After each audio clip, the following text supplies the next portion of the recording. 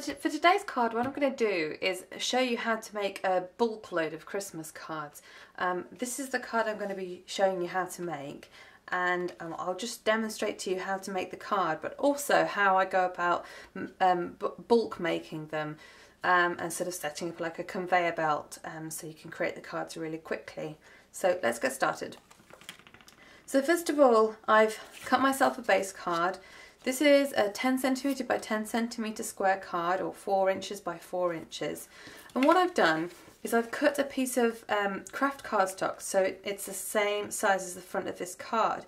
Now what I want to do is have this so about 1/8 of an inch border of the base card sort of peeks out from behind it. So what I need to do is chop 1/4 of an inch off 2 sides of this card, so I'll have 1/8 of an inch border all the way around the card base. So I'm just going to go ahead and do that. And then I know this is the perfect size to have a really nice sort of 1/8 of an inch border all the way around the front of the card.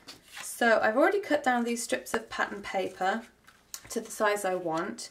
And just before I start adhering those down, what I'm going to do is just stamp my sentiment in this bottom right hand corner. For that I'm using colour box chalk ink in Chestnut Roan. And I'm using a sentiment stamp that I designed and created using the Image Pack stamp kit. So I'm just going to ink that up. As you can see, the chalk ink stains these stamps, but it doesn't affect their performance whatsoever. So I'm not too bothered about that. I'm just going to stamp that in the bottom right hand corner of this card. And it gets a wonderful tone on tone effect. This Chestnut Roan ink looks lovely on the craft cardstock.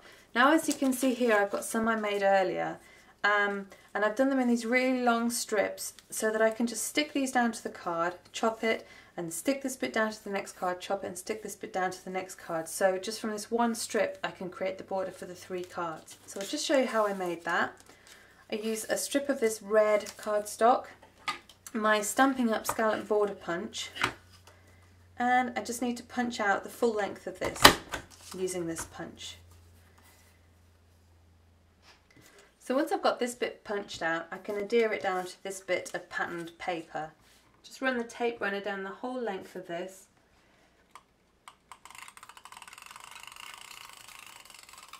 Just on the one side.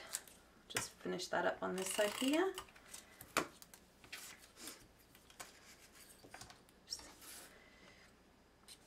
And then I can just line it up just so that the top of these scallops just peek out from behind the pattern paper that I'm putting on top. And then I have my strip ready to go. Next up, what I need to do is adhere this down to the base card. So get my adhesive, give a good covering on there. And what I'm going to do here is line up the side of the card with one of my lines on my grid mat. And whilst doing that, I'm lining up this line here where I want the bottom of this border to be.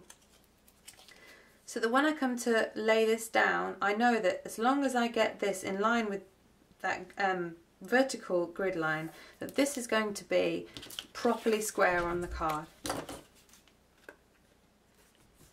And then this I can just adhere to the next card in the row of the, the bulk cards that I'm creating. Next up, what I want to do is just adhere this really skinny strip of paper down to here. So I'm going to use my Tombow glue and again line this up where I want the strip to be. So when I come to put the line of glue on there, I know that I can eyeball it down this line and it'll be square on the card. So next up, what we need to do is create the Christmas tree topper. Now as you can see, I've created loads of these already in preparation for making my huge big stack of cards. But what I'm going to do is show you how I created this. And I use this again with a stamp that I designed myself using the Image Pack stamp kit. And what I'm going to do is just get my distress inks in shabby shutters and ink up the entire stamp in this colour. And then just for a bit of added definition around the edge, what I'm going to do is just roll this ink pad around the very edge of this block stamp. And I've got my bit of white cardstock. I can just stamp this down and press really hard and kind of smushes the ink.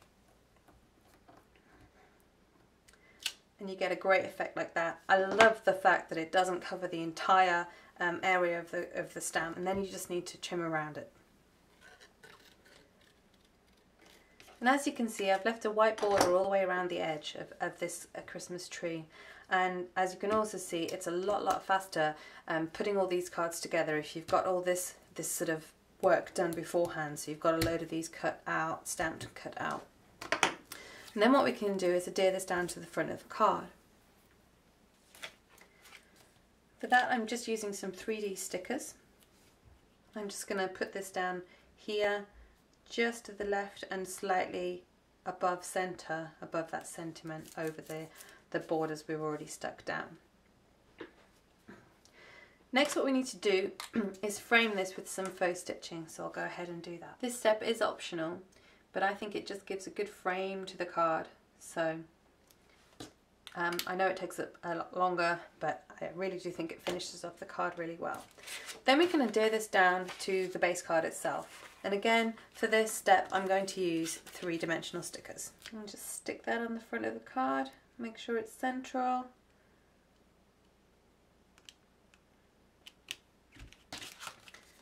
And then just to finish off the card, I'm going to put a bit of bling on the tree. And that takes the form of these little silver diamond gems. You can get the ones that are self-adhesive, but these are a lot cheaper and I just find them convenient enough. So just stick them down with a couple of dots of glue. They don't take any time at all to dry. Super easy. And that's the card finished. Cute, huh? And you can see how easy it is if you do each step of this on a bunch of, say, 10 cards. If you get ready everything you need for the card, and then you kind of adhere this bit down on all 10 of them, and then adhere this bit down on all 10 of them, stick this down, etc, etc. You'll get 10 cards done in no time at all. It's a lot easier than doing them one and then the next one, then the next one. So I hope this helps you with your Christmas card making marathon, and I will see you next time. Thanks for watching. Bye.